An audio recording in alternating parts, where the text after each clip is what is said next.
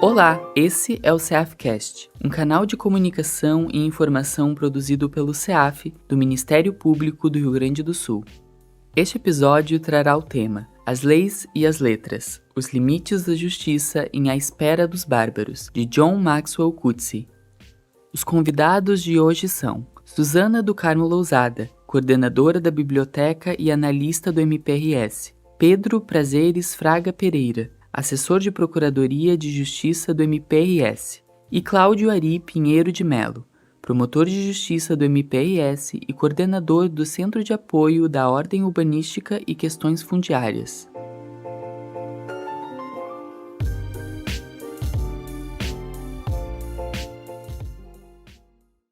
Olá, bom dia a todos, sejam todos muito bem-vindos a mais um episódio do CEAFcast, As Leis e as Letras, um projeto concebido pela Biblioteca João Bonumá em parceria com o Centro de Estudos e Aperfeiçoamento Funcional, que tem o intuito de trazer para o Ministério Público discussões periódicas que tratem sobre a intersecção que acontece entre as temáticas de direito e literatura.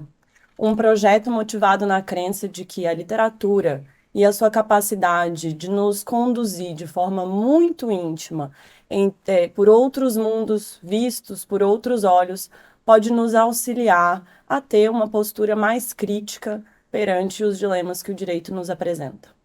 Hoje vamos tratar da obra A Espera dos Bárbaros, de John Maxwell Coetzee, ou Coetzee, como alguns poderiam dizer também. Uma obra que versa sobre a história de um magistrado de uma província do interior que tem a sua paz interrompida pela chegada de emissários do Império que ali chegam para cessar um suposto levante entre os bárbaros. E aí depois um dos nossos convidados aqui vai fazer um resumo melhor que o meu. Eu não poderia estar melhor acompanhada hoje. Hoje estou realmente muito feliz com os meus parceiros de episódio. Tem ao meu lado esquerdo o assessor de Procuradoria de Justiça, servidor do Ministério Público, Pedro Prazeres Fraga Pereira, mestre em Direito pela Universidade Federal do Rio Grande do Sul, um verdadeiro intelectual no sentido mais literal da palavra, uma pessoa extremamente culta e um pesquisador profícuo no direito e um amigo por quem eu tenho grande admiração e muito carinho. E ao meu lado direito, como nosso convidado hoje, tem o promotor de justiça, Dr. Cláudio Ari Pinheiro de Melo, um promotor de justiça por quem eu tenho grande admiração. Eu sempre digo, quando converso sobre o Cláudio, eu sempre digo que ele é o promotor de justiça de cartilha. Se tivesse que ter nos manuais o ideal de um promotor de justiça, como um promotor de justiça deveria atuar, deveria ter ali nos exemplos Dr. Cláudio Ari Pinheiro de Melo. E isso é verdade, eu digo isso, não estou falando porque estamos num evento, mas isso é verdade.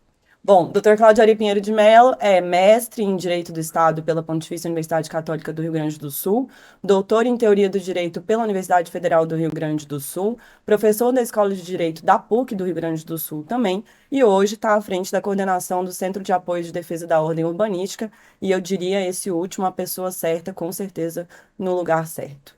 Já estou angustiada com o tempo, 1 hora me parece muito pouco para a nossa discussão, aqui temos muitos pontos que poderiam ser abordados dessa obra. Então, eu já vou passar a palavra para o nosso mediador, para ele trazer, como eu disse antes, um breve resumo dessa obra, para que todos possam se situar, aqueles que não leram, e começar o nosso debate. Pedro.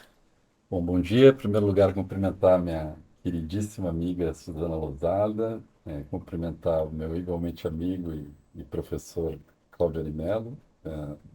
Não preciso dizer a admiração intelectual que eu tenho por ele sabe bem, pela troca e pelas interlocuções que já tivemos.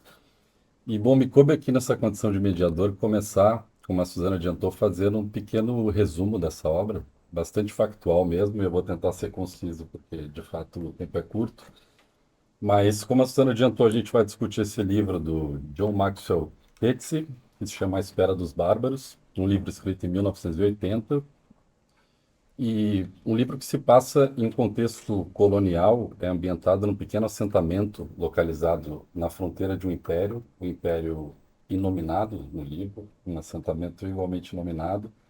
E ele basicamente conta a história de um magistrado que vive nesse posto avançado dessa pequena comunidade e é responsável pelos afazeres e pela, digamos assim, as tarefas administrativas e judiciais cotidianas desse pequeno assentamento de fronteira.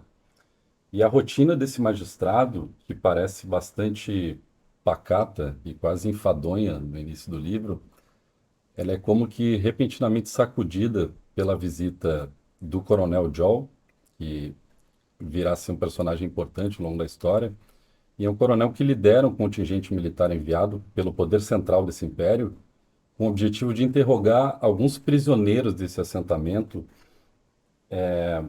sobre um iminente ataque dos bárbaros aos assentamentos do império. Bárbaros esses que nós logo vemos que, na verdade, são grupos étnicos nômades, às vezes pescadores, às vezes comerciantes, que vivem nessas terras além dessa fronteira imperial, né? Logo o magistrado percebe que esse coronel submete essas pessoas detidas, esses cativos, a pretexto de interrogá-las, a sessões absolutamente cruéis de tortura, de privação, sessões em que esse coronel procura confirmar a existência dessa ameaça de um ataque dos bárbaros, uma expressão que aparece bastante nesse primeiro ato do livro, e uma ameaça que seria como que iminente, que justificaria a presença desses militares e com seus poderes ilimitados nesse assentamento de fronteira, né? E o fato é que esse magistrado acaba se envolvendo com uma dessas prisioneiras, que foi torturada por esse coronel, uma mulher que teve seu corpo completamente mutilado, fraturado por esses militares. E por meio desse corpo violado, o magistrado consegue entender até que ponto esses militares foram capazes de ir nesses métodos de tortura. E assim que essa mulher se recupera, o magistrado resolve sair com uma pequena expedição para levar essa mulher de volta ao seu povo. E ao retornar ao assentamento, ele, magistrado, é então acusado de colaboração com esses bárbaros. É acusado, portanto, de traição ao seu povo, né? E é preso, é submetido àquelas mesmas ou aqueles mesmos métodos de tortura e tratamento degradante que ele havia testemunhado em relação aos outros prisioneiros, caracterizados como bárbaros, como ameaças ao império. Então o romance termina numa situação de completa desordem e perturbação naquela comunidade. Chega a notícia de que a expedição militar que havia saído para combater esses bárbaros foi quase que completamente aniquilada, e aniquilada não por esses pretensos inimigos, né, mas simplesmente pelas intempéries daquela região que era desconhecida para eles. Foram derrotados pela fome, pela sede, pela exaustão, pela escassez. E os poucos soldados que sobrevivem, que permanecem nesse pequeno assentamento, onde é ambientado o livro, eles se transformam, na verdade, nos principais atores da desordem e do caos que começa a se instalar nesse assentamento. E aí, o que se demonstra episódios de estupro de mulheres, de furto a estabelecimentos, e tudo de uma forma insubordinada à autoridade já esvaziada desse magistrado, e uma desordem que é, em grande medida, consentida por aquela população, desse, desse lugarejo, em razão desse medo, que é um medo que nós logo vemos que é fictício, mas ao mesmo tempo é muito eficaz, do ataque desses bárbaros que jamais aparecem, né? Que jamais representam qualquer ameaça real àquela população, e o magistrado desde o início parece saber disso. Então, feito esse resumo muito sintético do livro, eu vou passar a palavra para o professor Cláudio, acho que fazer comentários e desenvolver argumentos mais gerais sobre o livro. E a partir disso, acho que a gente vai pensando junto assim questões que nos parecem mais importantes e que tenham mais interesse nesse cruzamento com o mundo do direito. Palavra sua. Muito bem. Então, prazer estar com vocês dois, Pedro e Suzana, queridos amigos e companheiros também de aventura intelectual e afetiva. Eu vou, antes da gente iniciar a análise da obra Espera dos Bárbaros, fazer uma pequena apresentação do Keats, que não é um autor muito conhecido do grande público, mesmo grande público aficionado por literatura no Brasil. O Keats é um autor sul-africano que nasceu em 1940. formado em matemática e letras pela Universidade de Cape Town. Depois, na casa dos 20 e poucos anos, ele inicia um périplo universitário, primeiro pela Inglaterra, depois pelos Estados Unidos. Ele faz o PhD dele nos Estados Unidos, sempre estudando literatura. Acaba se tornando professor, inclusive posteriormente na própria Universidade da Cidade do Cabo, onde ele será professor de 1972 até a sua aposentadoria em 2002. E vai ser um professor conhecido, importante, nas letras inglesas, nas letras de língua inglesa, e até que no ano seguinte ele migra para a Austrália, onde ele vive até hoje, e nenhum desses fatos é irrelevante na vida dele, inclusive a sua migração para a Austrália no ano de 2013. Ele vive hoje, é cidadão, inclusive australiano, e vive até hoje na Austrália. A partir de um certo momento, ele se assume como uma liderança da literatura do que a gente chama de Sul Global. Ele foi, durante um período não irrelevante de tempo, professor da Universidade de São Martín, na Argentina.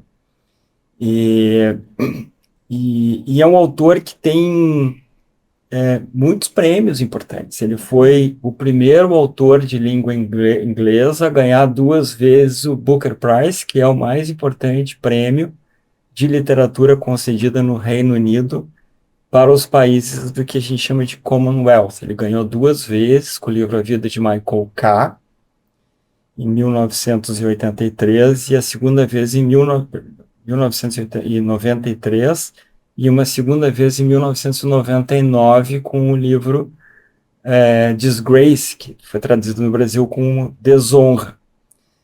E em 2013 ele foi agraciado com o Nobel Prize de Literatura. Então ele é um autor com vários prêmios internacionais, muito reconhecido, estudado no Brasil. Nós temos professores importantes que são especialistas na obra do Keats. A Espera dos Bárbaros chega cedo na história, bastante, digamos assim, bastante profícua dele, né? E a gente tem muitas obras importantes, de fases diferentes. A Espera dos Bárbaros é claramente uma obra da fase inicial da literatura dele, escrita em 1980, quando ele tinha 40 anos, o Keats é um homem de 83 anos, que tem alguns engajamentos políticos que são importantes, né? Ele é um autor sul-africano que se posicionou historicamente contra o regime de apartheid. Hoje ele é reconhecido internacionalmente como um importante defensor da causa animal. Inclusive tentou ser candidato ao Parlamento Europeu com esta plataforma política. Ele tem livros escritos. Essa preocupação, essa agenda aparece em alguns outros livros, mas ele tem um livro especificamente que chama A Vida dos Animais. Embora seja um autor conhecido por ser extremamente reservado. Nós temos alguns relatos de testemunhas que teriam presenciado vários jantares com ele sem que ele jamais tivesse pronunciado uma única palavra. É um autor muito reservado, conhecido por ser vegetariano, ciclista, enfim. Mas ele tem, do ponto de vista literário, uma característica muito importante, que além da sua qualidade de escritura, ser um grande escritor, ele tem uma capacidade analítica invejável e uma capacidade de enfrentamento de temas com uma abordagem que a gente poderia dizer filosófica. Talvez isso explique por que ele é um autor tão que interessa tanto filósofos, né? Poucos autores contemporâneos têm sido estudados com tanto cuidado por filósofos. Essa obra especificamente, A Espera dos Bárbaros, é uma das tantas obras que dialogam com a situação da África do Sul, né? Preciso lembrar que essa obra é de 1980, muito antes do fim do apartheid. Há outras obras dele que também dialogam com o contexto da África do Sul, ou seja, de um regime que a gente poderia chamar de colonial, imperial, né? E isso vai aparecer claramente. Assim, A Espera dos Bárbaros ajuda o leitor a se ambientar num regime que a gente poderia chamar de tirânico colonial. Tá? A gente tem, a leitura do livro nos permite, de alguma forma, nos colocar num regime, numa situação como essa. Ou seja, embora o autor tenha partido, presumivelmente, de uma circunstância histórica específica, que é o regime de apartheid da África do Sul, a gente tem claramente ali uma obra universal. Tá? É uma obra alegórica, esse império não existe, ele não é situado num tempo específico, né? Então, se trata de uma alegoria que é a histórica e a espacial. E provavelmente é intencionalmente assim. E provavelmente intencionalmente assim. Antes da gente talvez entrar em análise de questões mais específicas, eu gostaria apenas de chamar a atenção para, eu diria assim, para as estruturas da obra, né? A gente tem 3 individualidades um pouco mais ou menos abstratas, livro, o Coronel Joe, a gente tem, que é uma espécie de representante do Império, e que tem nome, o magistrado, que também é o representante do Império, então o Coronel Joe é a representação, diria, militar do Império, embora haja uma certa oscilação, em algum momento o Coronel Joe parece representar mais a polícia do que uma força militar, mas em outro momento ele é a terceira divisão, que é comandada pelo Coronel Joe, é explicitamente chamada de poder militar. Uhum. Tá? O magistrado, que também representa o Império, mas representa a parte civil do Império, a burocracia do Império. O magistrado não é apenas um juiz, embora seja um juiz, ele também administra o assentamento onde ele reside. E a terceira grande personagem, digamos, entidade individual, é uma mulher bárbara, inominada. Então nós temos 3 entidades individuais, uma representando o Império, nominada o Coronel Joe, representando a parte militar do Império, muito importante digamos, nesse recorte temporal que o livro faz na história do Império, um representando o poder civil, eu diria o poder executivo e o poder judiciário do Império, né?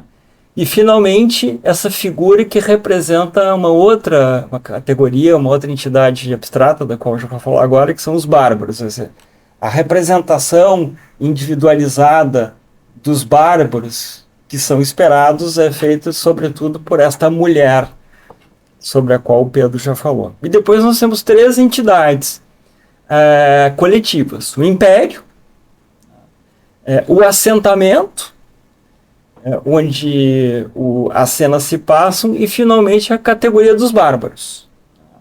Então, dentro dessa estrutura de individualidades e de abstrações, de coletividades mais ou menos abstratas ou mais ou menos concretas, se passa o romance.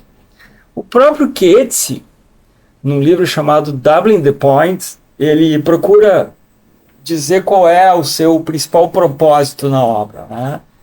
É tentar investigar o que explica que um indivíduo renuncie ao seu bem-estar individual, aos seus próprios interesses, para lutar por uma justiça que não é necessariamente a sua, né? Para lutar por um ideal que não é necessariamente o seu. Por isso, talvez o título que eu sugeri, Os Limites da Justiça.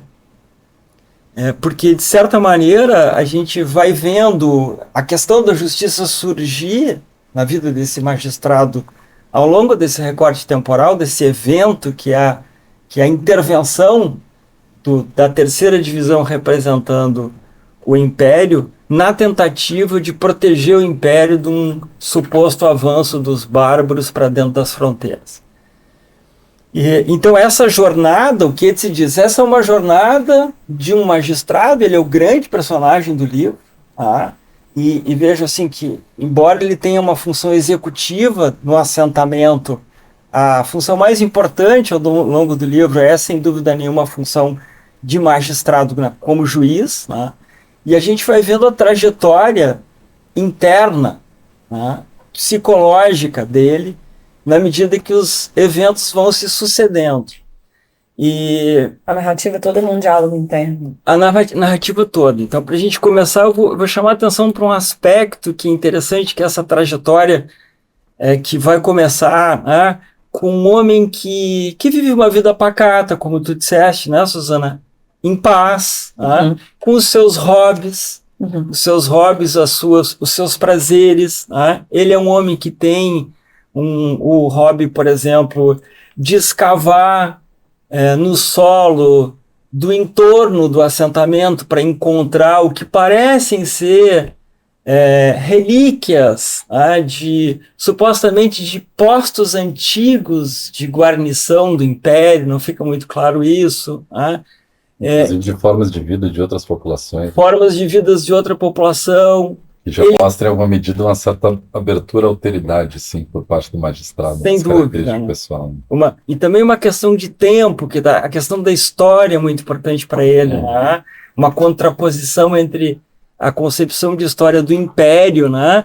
Que é uma concepção muito voltada à origem e à preservação do Império, em contraposição com a ideia, a concepção de história do assentamento e dos bárbaros, que estão absolutamente vinculados com as estações do ano, que aparecem a todo momento, a chegada da primavera, a chegada do inverno, a chegada do verão, com as suas diferentes. Né? Ele é um homem que gosta de ler clássicos, ele é um homem de meia idade, na faixa dos 50 anos, solteiro e sem filhos, que há muito tempo não vai para a capital do Império e que, no entanto, se diverte eroticamente com os jovens né, que ele encontra. É um homem que vive uma vida sem grandes transtornos do ponto de vista ético, do ponto de vista moral, e mesmo da sua profissão. Então, quando ele recebe o Império, ele é um homem que não tem problemas existenciais. E vejam que lá no final, Suzana e Pedro, mais no final do livro, aparece um diálogo dele, que eu acho absolutamente central para a gente entender a trajetória do magistrado ao longo do livro. Ele conta, na parte final do livro, no penúltimo, no último capítulo, um diálogo que ele vai ter com um jovem que é levado até ele, um ladrão de galinhas que é levado até ele, e porque esse jovem teria sido sentenciado a cumprir um tempo de prisão, mas resolveu fugir porque ele precisava ver sua família, acho que mãe e irmão, se eu não estou enganado. E ele compreende esse jovem, ele entende que existe uma questão ali, né? Porque o impulso do jovem, a gente vai chamar isso que ele diz, a vontade, o desejo do jovem, é justificado. Ele é apenas um ladrão de galinha, foi sentenciado, a sentença está de acordo com o direito, não há questionamento, mas ele gostaria de ver a família. Então, o que move o jovem, o que motiva o jovem, o desejo do jovem, está dentro do que a gente poderia chamar de justiça. E ele faz uma afirmação que é extremamente interessante, porque ele vai dizer que todos nascemos com uma concepção de justiça, né? Isso é absolutamente platônico. Para o Platão, a ideia de justiça encarna no indivíduo. Então, o que ele está dizendo é que, de certa maneira, todos os indivíduos trazem consigo, em alguma medida, uma encarnação. Mas o Platão dele é um Platão de Santo Agostinho, porque a justiça platônica que existiria, digamos, como ideia, encarna num ser decaído, imperfeito. E, portanto, é inconfiável essa ideia de justiça, até porque ela é instável. Tá? E por que a ideia de justiça que encarna, ele vai dizer, inclusive num cavalo, né, que é uma concepção absolutamente, hoje, muito desenvolvida, né, o quanto animais, outros primatas e outros animais são capazes de ter um sentido de justiça? Pois bem, apesar de que todos os indivíduos encarnam o sentido platônico, uma ideia de justiça, já nascem com uma ideia de justiça, porque somos decaídos, porque somos imperfeitos na condição de humano, deve prevalecer não a justiça, mas o direito. Pela instabilidade, pela inconfiabilidade desse sentido inato de justiça, deve prevalecer o direito. Isso só vai aparecer no final, mas isso na verdade, eu estou aqui fazendo essa interpretação, a concepção de justiça deste magistrado antes da chegada da terceira divisão no assentamento. Ou seja, de um homem que não tem grandes conflitos existenciais. E, de repente, ele é assaltado pela chegada da terceira divisão, que representa o Império, e acho que isso é central para a nossa conversa agora em seguida, que instaura um regime de exceção, que suspende a vigência do Estado de Direito, do qual ele era o responsável, pelo qual ele era responsável.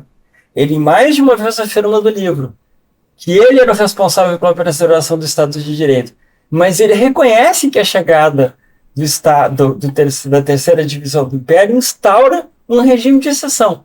E o livro vai marcar o conflito dele como alguém que tem uma vaga ideia de que, sendo ele um indivíduo humano, ele traz consigo de maneira inata uma ideia de justiça, mas sendo essa ideia imperfeita, porque ele é um ser decaído, ele é um humano, deve prevalecer, digamos assim, uma força de segunda ordem, que é a força do direito, tá? Porque é mais regular, mas agora ele vai se deparar com a suspensão do direito pela chegada da terceira divisão, que impõe um estado de emergência, né? Poderes emergenciais, e durante cuja vigência ele vai ser pressionado a refletir sobre a preservação da ideia, ou digamos assim, uma reemergência da ideia de justiça com a única forma de reagir à violência do estado de emergência imposto pela tirania do Império. Deixa eu só trazer essa citação, um trechinho dessa citação, porque esse é um trecho relativamente longo, né? Mas só para complementar para aqueles que nos ouvem, porque realmente esse é um trecho muito rico e que pode ser analisado sob diversos prismas. Mas ele diz assim, se referindo ao ladrão de galinhas, né? Você sente que é injusto, eu sei, ser castigado por ter sentimentos de um bom filho. Acha que sabe o que é justo e o que não é. Eu entendo, todos nós achamos que sabemos. E aí ele continua fazendo é um diálogo longo, né? Daí ele fala, mas vivemos num mundo de leis, disse ao meu pobre prisioneiro. E aí ele fala que quando ele sai do tribunal, em dias assim, saía do tribunal e voltava para o meu apartamento, sentava na cadeira de balanço no escuro a noite inteira, sem apetite até chegar a hora de ir para a cama. Quando alguns homens sofrem injustamente, dizia a mim mesmo, é destino dos que testemunham esse sofrimento envergonhar-se disso. Então começam os dilemas dele, né? Morais e éticos, do que de fato... Bom, eu tenho a aplicação da lei e tenho o que é justo, e não necessariamente essas coisas andam juntas. E é muito curioso também que a riqueza, o arco de desenvolvimento desse personagem, eu acho que é rico justamente pela forma com que o Keats coloca num registro de muita ambiguidade e muita vacilação a relação ou a reação desse magistrado com esse poder de emergência que subitamente aparece e perturba a vida daquela comunidade de fronteira. Porque na forma com que ele coloca ali, não é uma espécie de jornada de herói num sentido um pouco mais caricato, por assim dizer. Alguém que já detém um conjunto de valores, que vê contraposto por uma ordem exterior que ele chega.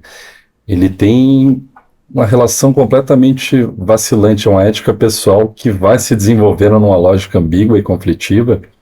Tem até um ponto sobre o qual eu conversava com a Suzana, que nesse início do arco de desenvolvimento desse personagem do magistrado, ele vai meio que oscilando entre uma nostalgia, uma vontade de permanecer num espaço tranquilo, de uma ignorância quase intencional em relação à violência dessa ordem que lhe chega de fora, uma espécie de omissão premeditada.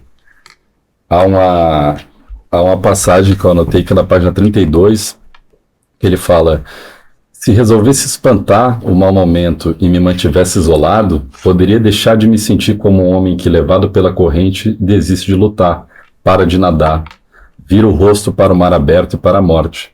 Mas é o conhecimento do quanto é contingente a minha inquietação, do quanto ela depende de um bebê chorar debaixo de minha janela um dia e não chorar no próximo, que atrai a pior vergonha para mim, a maior indiferença à aniquilação. De alguma forma eu sei demais, e desse conhecimento, depois que isso foi contaminado, parece não haver recuperação. Eu nunca deveria ter pegado a lanterna para ver o que estava acontecendo na cabana ao lado do celeiro. Por outro lado, para mim não havia como, depois de ter pegado a lanterna, deixá-la de lado outra vez. O nó se fecha sobre si mesmo, não consigo encontrar a ponta. Então há uma oscilação entre um estado de ignorância em relação a isso, que manteria aquela vida de mansidão, de quietude que ele tinha, e ele começa a avançar em direção, primeiro, a uma inconformidade em relação a essa ordem, ou melhor, primeiro em relação a uma curiosidade em relação aos seus modos de funcionamento. Isso aparece na primeira relação que ele tem no início do livro com o coronel, uma relação um tanto quanto cordata, um tanto quanto institucional, digamos assim, e as informações começam a chegar a esse personagem, ele resolve começar a perscrutar aquilo ali, entender de que forma se dão aqueles interrogatórios, e caminha para um lugar de inconformidade e resignação, e depois, inclusive, de enfrentamento desse poder, né?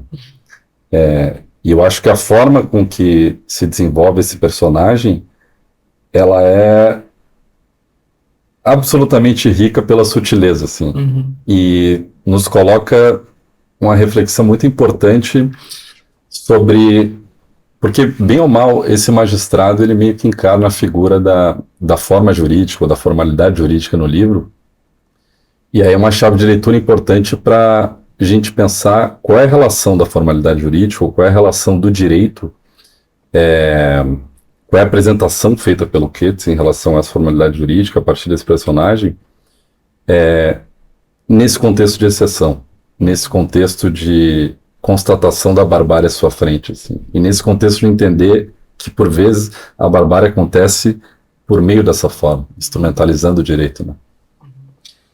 Eu vou antecipar um pouquinho o que eu acho, assim, a minha interpretação em relação a esse teu tema, essa relação entre, essa contraposição, essa disputa entre força e direito, violência e direito, né? Tu vê, eu não sei se vocês concordam comigo, mas não está claro para ele no início do livro que ele está diante do mal. Não. Ele vai realizando ao longo do livro que o Coronel Joe, o Império, a Terceira Divisão, representado em determinado momento pelo Mandel, são o mal. A perplexidade dele em determinado momento de tentar entender quem era aquela figura, quem era o Mandel, se ele era um humano, como é que ele se sentia quando torturava, assim, isso vai acontecendo ao longo do livro. E então ela não é só uma contraposição entre a força e a violência e o direito, mas é também uma contraposição que vai se articulando na forma de o mal contra a justiça. Eu não vou colocar contra o bem, né? O mal radical, se a gente quiser.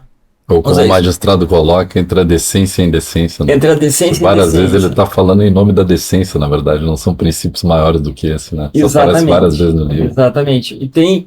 E aí está claro ali, acho que assim, me parece que a ideia de mal radical tem toda a complexidade, né? Aparece em toda a sua complexidade, porque parece desumano, quando evidentemente só pode ser humano. A grande complexidade da forma como ele vai realizando o mal nas ações dos torturadores, através do método imposto, utilizado pelo Coronel Joe e pelos seus soldados, né, é que o que ele estranha é que ele procura encontrar uma outra humanidade, né, que é a humanidade que ele projeta, a humanidade, digamos assim, da ingenuidade, da bondade, da civilidade que ele encontra nos bárbaros. Os bárbaros não são nada disso que você está dizendo. Uhum. Os bárbaros são pessoas normais como nós. Eles são diferentes porque comem diferentes, porque têm a pálpebra diferente, mas eles são humanos, eles não são diferentes de nós. Ou seja, nós somos, nesse sentido, irmãos na condição de humanos. Uhum. Mas, no entanto, ele se depara com uma outra humanidade, que é aquela capaz de praticar todas obscenidades violentas da terceira divisão. Então, essa incapacidade de ele compreender, de ele colocar no mesmo corpo essas duas concepções, esses dois conceitos tão diferentes de humano, está presente em todo o livro. Mas em relação ao teu tema, especificamente, esse que tu levanta, Pedro, eu acho que o livro vai mostrar, na verdade, a impotência do direito. A impotência absoluta do direito diante da força. Porque, não sei se vocês concordam comigo, mas a força o direito não contém em nenhum momento a força. Em vários momentos quando em determinado momento ele é, então, preso, torturado, ele reivindica ser julgado através de um processo legal, dizendo que então ele vai poder provar que ele está sendo injustamente acusado de ter se consorciado com os bárbaros, reivindicando a possibilidade do processo legal ser justo, quando ele próprio, em outras passagens, diz que sabe que o processo legal pode ser manipulado, instrumentalizado pela força, pelo império, caso o império queira instrumentalizar para atingir os seus objetivos. Então ele reconhece a impotência do direito, né? Mas mesmo que ele não reconhecesse, a impotência do direito vai acontecendo durante o romance. Né? Tanto que a força só retrocede porque ela fracassa nos seus próprios termos. Né? O que acontece? Quer dizer, quando a força, em nenhum momento há um enfrentamento efetivo entre a terceira divisão e o império e os bárbaros. Os bárbaros deixam a violência se esgotar nos seus próprios termos. E ela se esgota... Nunca enfrentam, né? Nunca enfrentam. E, portanto, assim, ela se esgota nos seus próprios termos, e quando ela se esgota, o direito retorna, o império do direito retorna, quando a terceira divisão vai embora, no vácuo da força. Então, em determinado momento ele diz, o império tem os seus tempos. Tem o tempo do uso da força e tem o tempo do direito. Agora que a força foi embora, eu volto a ser magistrado, volto a poder governar essa cidade nos termos do direito. Mas uma vez que confrontados os dois, o direito é impotente. O direito não é capaz de dar conta. Essa impotência do direito diante da força é um dos grandes dilemas da modernidade. Porque uma das características da modernidade é o uso do direito para conter a força. A ideia de Estado de Direito, uma grande conquista da humanidade, ela tem essa ousadia, essa ambição, de usar o direito para conter a força. Mas nesse mesmo período de ascensão dessa ideia de Estado de Direito, é o mesmo período em que nós vamos experimentar o fracasso do direito da força que o marxismo se impõe.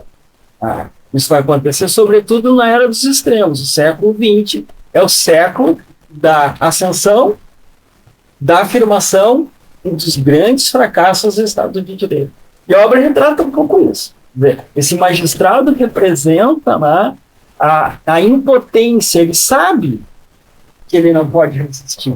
Portanto, a resistência que ele vai fazer, Pedro, em primeiro lugar, que ele vai surgir, num primeiro momento, essa oscilação daquela que está afirmando, quer dizer, há realmente uma oscilação.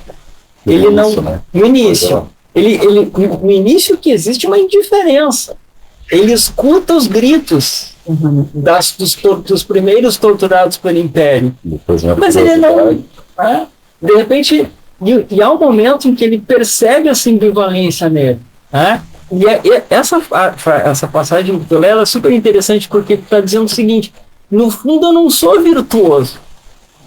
Porque se eu fosse virtuoso, eu estaria resistindo. Eu não tenho virtude no sentido grego. Porque se eu fosse virtuoso, eu seria capaz de preservar a resistência à injustiça todo o tempo. Mas para que eu reaja à injustiça, eu preciso estar sendo estimulado pelos gritos. Então, a minha justiça... Que o bebê chore as copos. É preciso que o bebê chore as copos. Ao mesmo tempo, copos. lamenta que isso aconteça faz ele sair do seu estado de ignorância. E ao mesmo tempo, seria melhor se não houvesse esses gritos, porque eu poderia voltar para a leitura dos clássicos, né? Eu não precisaria me colocar como um ser moral, como aquele que reivindica o que pode ser reivindicado na impotência do direito, que é a justiça, ou seja, a moralidade. E a segunda fase, eu só Suzana, né? Eu passo essa bola para vocês. No segundo momento, que é o momento em que ele encontra a Bárbara, o processo é completamente diferente. Porque aí é um processo religioso. É um processo de uma ética religiosa. Você vê que ele vai tomar essa Bárbara, essa jovem Bárbara, como uma espécie de Cristo que ele precisa repurificar.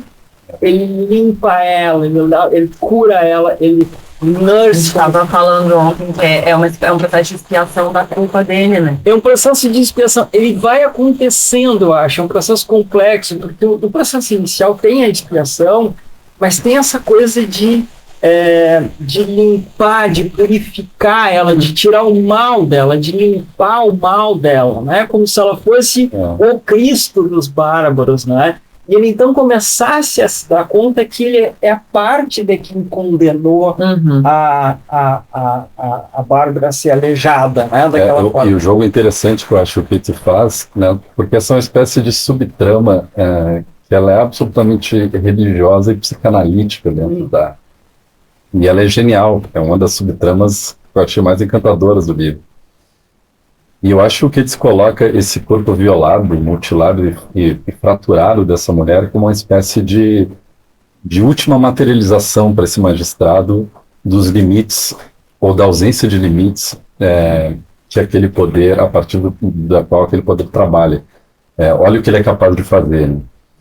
E, ao mesmo tempo que faz isso, é muito interessante como ele confunde, na própria cabeça do magistrado, que começa a desenvolver essa relação, que ela tem uma dimensão erótico-afetiva, ela tem uma dimensão de culpa, ela tem uma dimensão de estranhamento, que é absolutamente confusa na cabeça desse personagem. É muito interessante como o próprio magistrado passa a confundir a si próprio, na condição de alguém que limpa os ferimentos daquela mulher, e que ao fazer isso está purgando a própria culpa, digamos assim, com a figura do carrasco que lhe fraturou os pés, que lhe cegou parcialmente, que mutilou seu corpo, assim. Porque ambas as posições estão instrumentalizando a sua maneira aquele corpo, né? É muito interessante a forma com que ele... Eu acho que também, se por um lado, essa conduta dele nos demonstra a impotência do direito diante de regimes de força, vamos dizer assim, né? Sem muito apego às definições teóricas. Por outro lado, eu acho que é bem importante a gente trazer uma reflexão aqui sobre a omissão dele também. E aí ele tem dilemas morais, e a gente falou mais cedo que o livro é todo um diálogo interno, também porque ele se reconhece como omisso, em alguma medida. Ele demora a entender que ele está numa situação de violência, mas, por outro lado, em vários momentos ele se percebe como uma pessoa incomodada com a violência que está acontecendo na frente dele, e que ele não gostaria de ter que fazer algo sobre. E esse próprio sentimento, tanto a omissão quanto o sentimento de não querer fazer algo sobre, de querer olhar para o outro lado, faz com que ele se sinta mal sobre si mesmo, né? E aí eu acho que é bem importante trazer essa reflexão, que eu acho que daí é uma reflexão que nos é muito cara na análise do livro para as atividades do Ministério Público, sobre a responsabilidade dos atores de um determinado regime, dos atores formais de um determinado regime, na omissão, sob o pretexto de que você de que não se tem força suficiente para enfrentar uma determinada violência do regime, um status quo de coisas, e como a gente se omite diante desse argumento, e olha para o outro lado e prefere se manter numa situação de conforto, para não ter que lidar com o desconforto da responsabilidade de enfrentar aquelas coisas.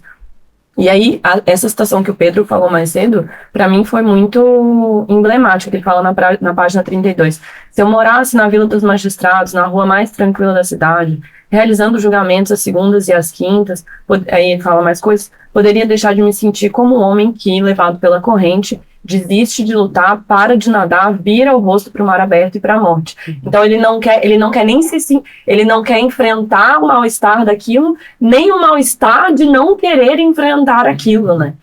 E a omissão dele aparece em outros momentos também, quando ele fala que, para mim foi muito emblemático, que ele se penitencia por ter agido de forma civilizada com o coronel quando ele foi embora.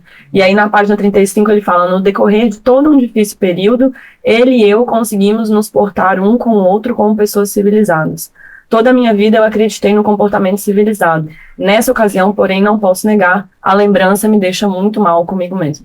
Então, eu acho que é importante, eu achei essa uma reflexão importante, trazendo para as nossas atividades, repetindo, do Ministério Público, qual que é nosso papel enquanto instituição e, enfim, de cada um dos integrantes do Estado, vamos dizer assim, diante de desvios dos regimes, né?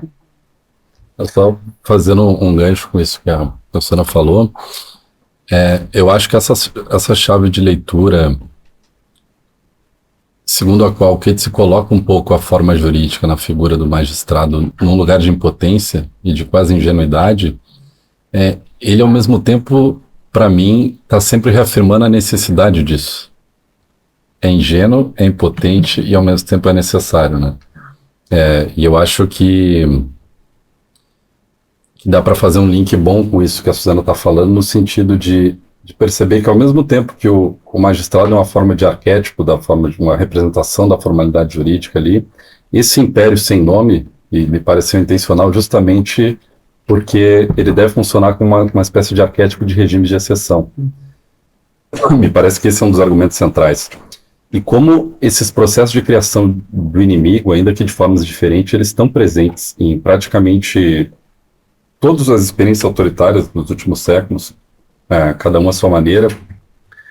E se ele utiliza esse colonialismo como arquétipo para pensar isso, mas nós poderíamos pensar isso, ou utilizar esse repertório para pensar o ciclo de experiências fascistas, para considerar o ciclo de ditaduras militares latino-americanas, ou mesmo o chamado ciclo de populismo contemporâneo. E eu realmente chamaria atenção para essa questão da necessidade, fazendo um link com o que a Suzana está falando, que é no sentido de que o direito, às vezes até por descuido, ou simplesmente por descuido ou desatenção, ele pode acabar sendo conivente, ainda que de maneira omissiva, com esse tipo de prática autoritária. Então, pensando na realidade de atores do sistema de justiça, talvez um recado aqui seja que é preciso que eles, tal como o magistrado, peguem as suas lanternas, vão até os cativeiros e procurem ver de perto a realidade de pessoas por razões sociais, culturais, étnicas, raciais, estão em lugares muito distantes da posição desses atores, né? Principalmente quando nós estamos falando de minorias marginalizadas. E eu acho que realmente esse é um link importante. Eu acho que sim, acho que são muitos temas, assim, mas vamos tentar fazer. Se eu fizer eu acho que dentro da dimensão individual, ele claramente disputa e se incomoda com o ônus da coragem. Ele percebe que, e veja assim, né, qual é a proposta que o Goethe se oferece de interpretação do fio do livro dele, né? Por que alguém assume, por que ele assumiu esse ônus? Né? Por que ele assumiu, o que motivou ele a enfrentar o Império, a ponto de, depois de retornar da jornada de devolução, se tornar, né, se autonomear como adversário do Império. Né? O que leva ele? Né? Porque é preciso, para além do sentimento, para além, digamos assim, da consciência moral, de que ele está diante de um regime injusto, de um regime baseado na violência, no abuso, de um regime que é homicida, um regime assassino, um regime torturador, desumano. Né? Há um momento, no início, em que o coronel Joe explica como é que os soldados e ele extraem a verdade. Por que eles torturam os bárbaros? Né? Qual a finalidade da tortura? Saber se os bárbaros estão invadindo, querem ou não querem invadir o império. Mas qual é a finalidade mais imediata da tortura? Diz o Coronel Joe. É extrair a verdade. Qual é o método para extrair a verdade? Eu parto do princípio, Coronel Joe, que eles estão mentindo, os torturados. Como eles estão mentindo, eu provoco pressão, isto é, torturo.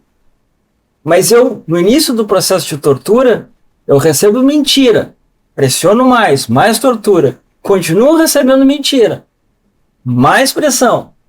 E assim até que a dor, entrega a dor, A verdade me pela dá a dor. verdade. Quer dizer, quando ele vai aprendendo a lidar com isso, né? Ele vai aprendendo, acho que assim, vai surgindo diante dele o que a gente chamaria de consciência moral, porque ele se depara com os métodos de um regime de exceção, de uma ditadura militar, de um regime fascista, né? Que usa a violência, né?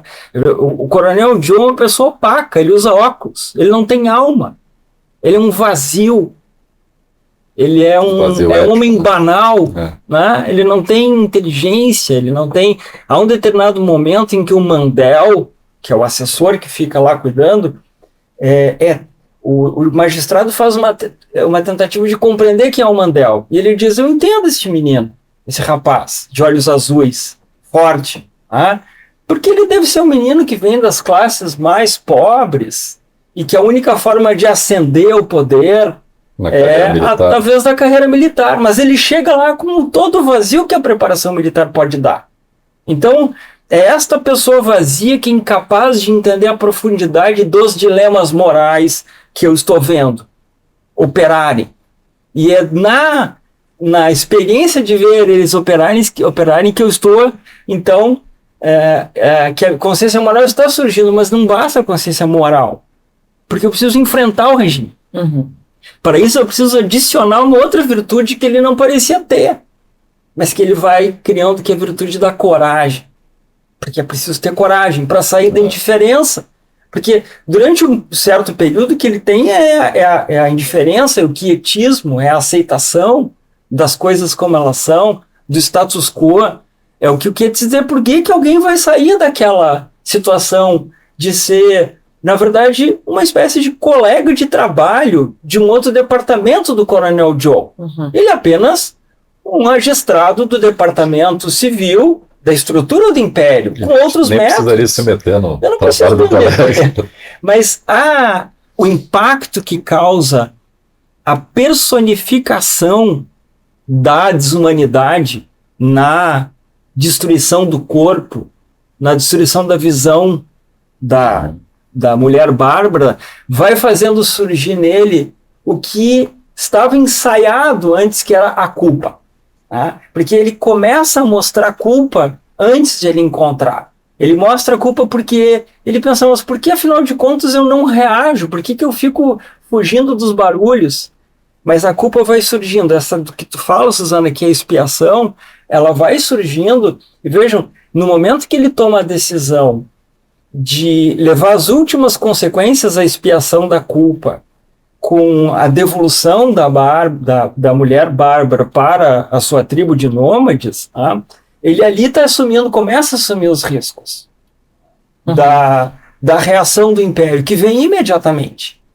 E naquele momento, eu disse isso para o Pedro, um pouco antes, ali começa um processo que parece ser um processo muito difícil, de fato, né? O processo de o que eu faço quando eu sou um agente do poder dentro de um regime que se torna lentamente tirânico. Eu já não posso mais tomar café, jogar golfe, Sossegado.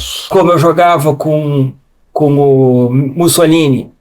Agora que o Mussolini se revela na sua brutalidade integral, agora eu preciso tomar uma posição, porque a minha consciência, uma vez que ela veio, é o que o Pedro disse, né? E aí tem a cena Uma da vez que ela lanterna. veio, o que eu faço com ela agora que ela está dentro de mim? Não tenho como olhar para outro lado. Agora o que eu faço? Como é que eu olho para o lado? Agora eu a reconheço. E ele agora, uma vez que ele reconhece, uma vez que a culpa, que a consciência moral e a culpa que vem com ela está, e a percepção de que ele precisa ser corajoso, bem, com todos os ônus. o ônus de ser torturado. Há uma passagem, acho que é uma das poucas que eu anotei aqui, que eu acho que é central para a gente entender esse processo, esse encontro, mas assim, em síntese, em determinado momento, em diálogo com o Joe diz para ele, mas então agora você tem uma outra ambição. Você não é apenas aquele magistrado indiferente que vivia pacificamente, que se apresentou na primeira conversa comigo, uma conversa civilizada, digamos assim, né? Conversa entre dois iguais. Agora você quer outra coisa. Agora você quer ser o homem justo. Uhum. Você quer ser lembrado você quer ser o homem justo que salva a sua comunidade, que salva os bárbaros, seu assentamento. E você quer ser lembrado na história. E o Coronel Joe diz para ele, você não é um homem justo, você é só um palhaço. Uhum. Você quer ser justo para essa comunidade que enxerga o seu esforço de salvar a ética e a justiça diante da força, mas a comunidade o interpreta como apenas como um palhaço que está exposto no seu mau cheiro, nos seus trapos, nos seus farrapos. Ninguém o vê como um homem justo. E mais, além disso, você reivindica ficar para a história. Isso não vai ter história. Ninguém está interessado no que está acontecendo aqui no fim do Império. Não vai ter história. A história vai ser contada por nós. É um custo individual muito alto, né? Por que você está fazendo isso? Em nome do que você está fazendo isso? Uhum. Não haverá reconhecimento, né? Não haverá. Mas a gente já está no finalzinho do nosso tempo e eu acho que a gente tinha que jogar a luz aqui sobre um tema central dessa obra, que é o fato desse Estado autoritário que surgir diante da ameaça de um inimigo que é fictício, que em nenhum momento é revelado, né? E esse Estado autoritário que se justifica a partir desse inimigo e que em nenhum momento é revelado. E isso tem conexão com a história recente, a história de diversos regimes autoritários, como o Pedro já deu alguns exemplos aqui, da história recente, inclusive, né? Antes do Pedro falar, acho que esse teu tema é interessante, eu só queria resgatar a tua pergunta anterior, porque eu acabei não podendo. Eu vou só tomar como exemplo de concretização da tua pergunta. Como que o Supremo Tribunal Federal se comportou depois do golpe militar de 31 de março e 1º de abril de 1964? No primeiro momento, o Supremo Tribunal Federal aderiu ao golpe. O presidente da República, o Ribeiro da Costa, presidente do Supremo Tribunal Federal, o Ribeiro da Costa, apoiou publicamente o golpe, atravessou a Praça dos Três Poderes, porque o Supremo já estava em Brasília naquele momento, e foi à célebre sessão de reconhecimento da vacância do cargo, porque o presidente João Goulart estava no Rio Grande do Sul naquele momento, e o golpe que foi dado pelo Congresso Nacional e pelos militares foi declarar que o cargo estava vago, porque o presidente não estava no país, quando ele, de verdade, estava no Rio Grande do Sul. Sim. O Supremo Tribunal Federal, inicialmente, no ano de 64, ele é simpático ao golpe, porque ele entende que o golpe militar tinha como propósito afastar o risco de uma revolução comunista. Lentamente, na medida em que o regime militar começa a operar, começa a prender, começa a torturar, começa a aposentar compulsoriamente, começa a exilar ao longo de 64, 65, os ministros vão mudando de posição. Vários dos ministros. Tanto que em 65, o regime militar toma a decisão, em outubro de 65, toma a decisão de, através do ato institucional número 2, aumentar o número de ministros do Supremo para colocar 5 novos ministros favoráveis ao golpe, porque os outros 11 têm uma maioria de ministros que começa a se dar conta que é um problema moral. Uhum. Na forma como o regime se convertia, então, de um governo golpista num governo ditatorial, num governo tirânico.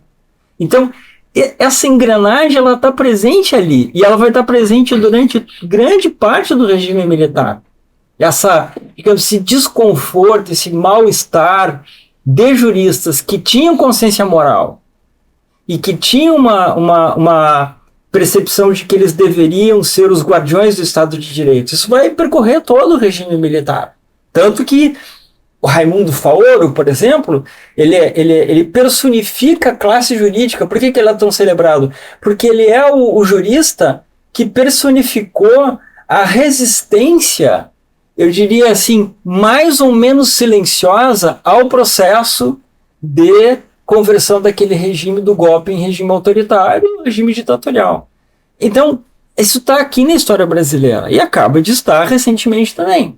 Agora, lá no regime militar, na ditadura militar de 64 a 1985, nós temos múltiplos exemplos de homens que não tiveram, de juristas que não tiveram, que foram, na verdade, simpatizantes, que foram instrumentalizados, que foram agentes do regime militar, juristas que foram tudo isso, inclusive ministros do Supremo Tribunal Federal, inclusive membros do Ministério Público.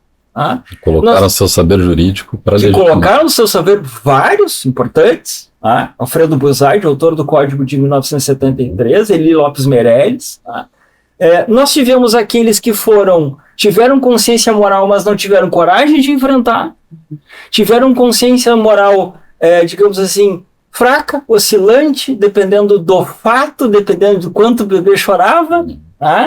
Nós tivemos aqueles que acrescentaram a consciência moral, a coragem de enfrentar o regime com mais ou menos coragem, alguns heróis, mas tudo isso esteve presente, todo esse processo esteve presente.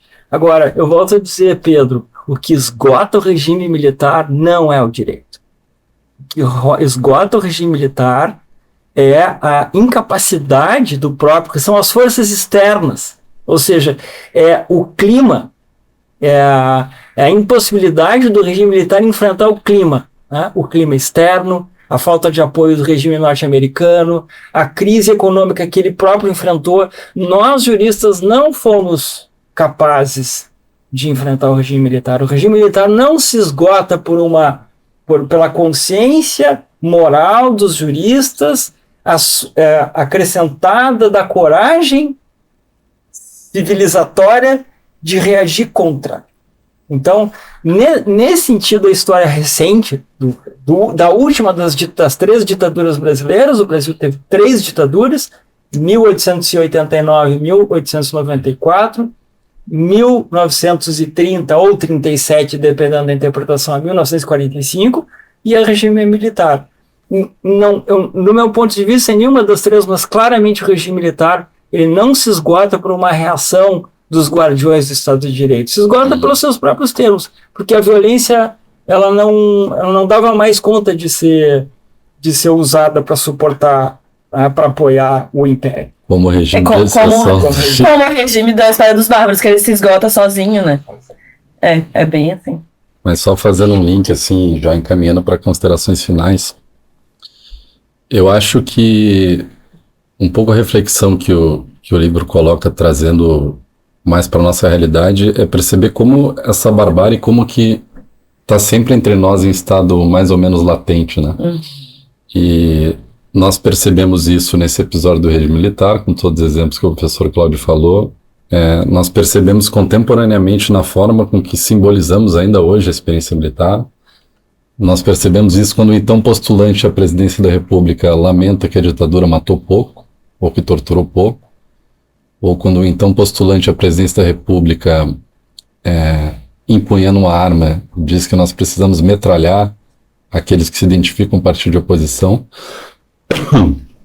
E o que cabe, talvez sobretudo, ao universo do direito e aos seus agentes, é ficar sempre vigilante sobre esses processos de desumanização do outro, que acompanham praticamente a integralidade desses regimes de força, e fazer do direito uma espécie de mecanismo permanente de reumanização, uma espécie de antídoto a esse processo de desumanização. E para isso é preciso que todos peguemos nossas lanternas, né? e visitemos esses outros desumanizados. E é preciso também que a gente consiga olhar para essas realidades a partir de lentes que nos consigam fazer ver esse processo. E eu acho que a literatura e a arte em geral talvez seja a melhor dessas lentes, né? E por isso essa iniciativa da Suzana de manter esse programa, eu acho que vai justamente nessa linha. Infelizmente, estamos no final do nosso tempo, passa muito rápido, e a gente poderia falar 1000 coisas, acho que a gente poderia fazer um projeto de pesquisa sobre esse livro, mas eu queria pedir para vocês fazerem para a gente aqui, para o nosso público, estamos com cerca de 50 pessoas logadas, somando o YouTube e a plataforma interna desde o início. Qual seria o principal link? A gente poderia fazer vários, né? Mas qual seria o principal link, uma reflexão breve do que a gente poderia trazer das reflexões que essa obra nos traz para as atividades, para a qualificação das nossas atividades institucionais aqui do Ministério Público?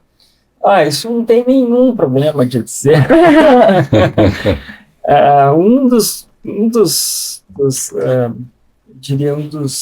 gargalos do ensino jurídico brasileiro, que é o que eu conheço epidermicamente, é que a formação do jurista é a formação em leis. As faculdades que nós temos são faculdades de leis, não de direito. Tecnólogo, quase, né? Então nós não temos, tendencialmente nós não temos realmente juristas, nós temos legistas.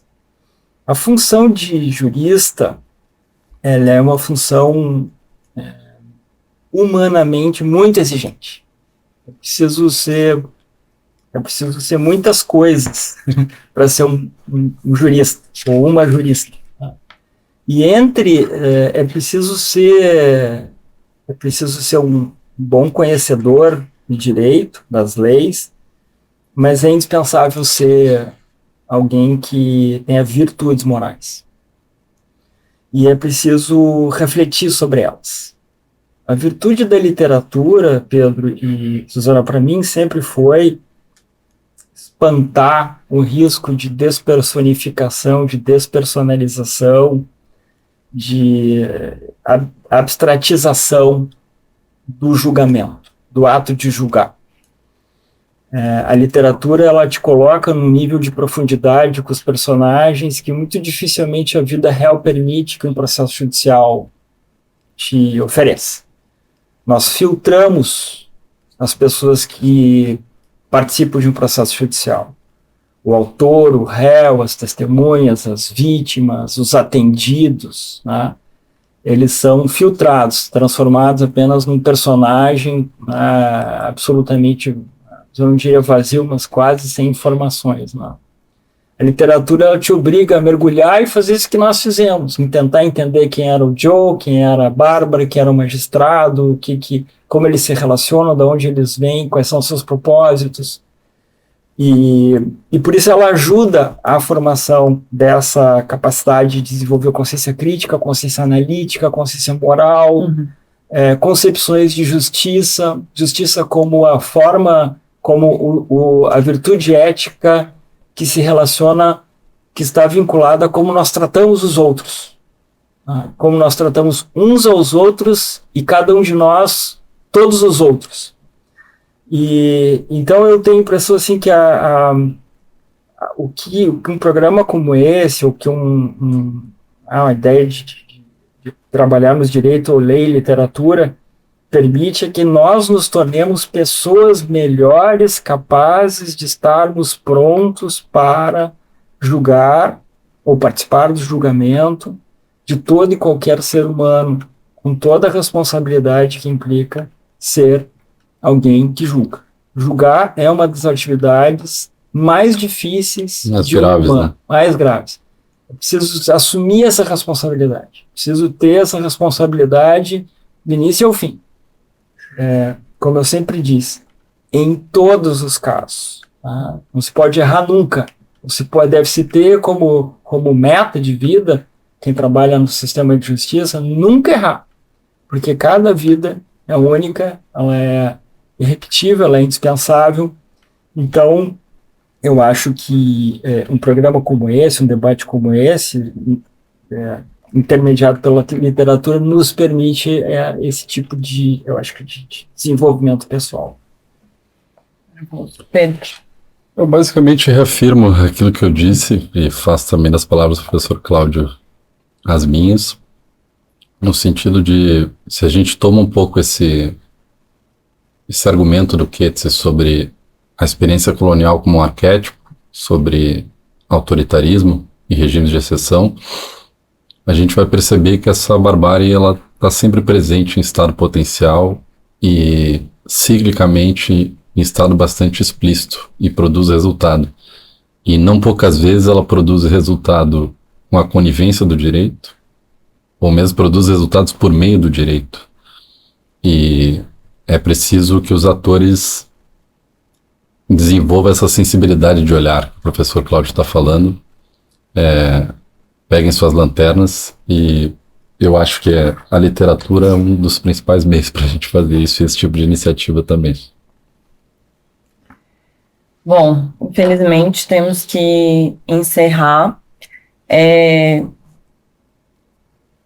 Eu tenho muita dificuldade de encerrar sempre esse programa, porque eu acho que é pouco tempo e são muitas as reflexões possíveis a partir de cada uma das obras. A gente sempre traz obras de grande densidade, são muitas as reflexões, a gente poderia fazer um programa muito mais extenso, mas eu acho que aqui a gente poderia, além do que foi dito, e eu vou fazer uma sumarização muito breve e que não faz jus a tudo que foi dito, mas a gente tratou aqui de coisas como, por exemplo, a diferença entre o direito de fato e a justiça de fato e as leis, não é?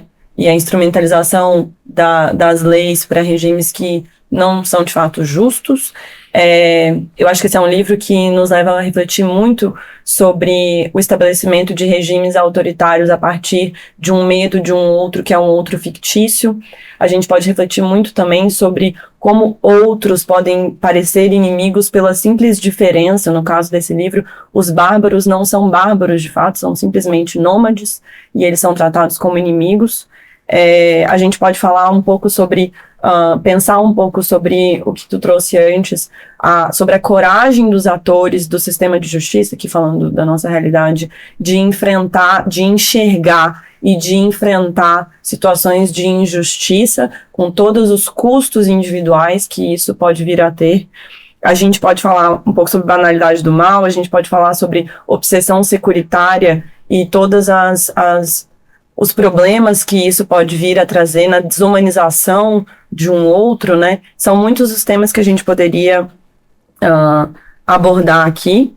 Eu queria agradecer muitíssimo aos nossos convidados. Eu sei que ambos hoje, na verdade, que a participação no CEAF é sempre uma participação voluntária. Então, só por isso, e isso custa muito individualmente para cada um, que todo mundo aqui no Ministério Público já tem muitas atribuições e muita coisa para fazer, então isso é mais uma atribuição, mais uma tarefa, então eu já cabe um agradecimento por isso, e eu sei que os nossos dois convidados agora estavam em momentos pessoais difíceis e fizeram um esforço muito grande para estar aqui e trouxeram uma grande discussão, grandes reflexões aqui para a gente. Eu queria lembrar a todos que esse é um programa que iniciou com o lançamento de uma coleção de Direito e Literatura na Biblioteca João Bonumar. Nós temos agora disponível para todos os membros e servidores uma coleção de Direito e Literatura com clássicos da literatura que foram analisados em periódicos especializados, em livros, em projetos de pesquisa, grupos de pesquisa que se dedicam a analisar a intersecção entre direito e literatura e como a gente pode se qualificar enquanto agentes do direito, vamos dizer assim, na nossa atuação funcional a partir das reflexões que a literatura nos disponibiliza. Agradeço também à diretora do CEAF, doutora Ana Marquesan, à equipe do CEAF, aos colegas da biblioteca também, que muito contribuem e auxiliam aqui na produção desse programa. E é isso, eu vou deixar todos convidados aqui também para o próximo programa. Em novembro, nós vamos ter a participação da doutora Maria Inês Franco e da doutora Eliane Portela.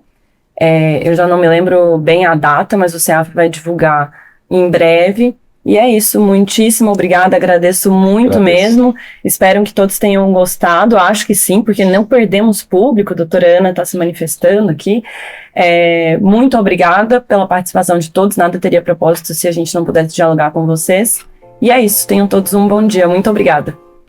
Este foi mais um episódio do CEAFcast. Acompanhe também as novidades no nosso canal do YouTube e no Instagram.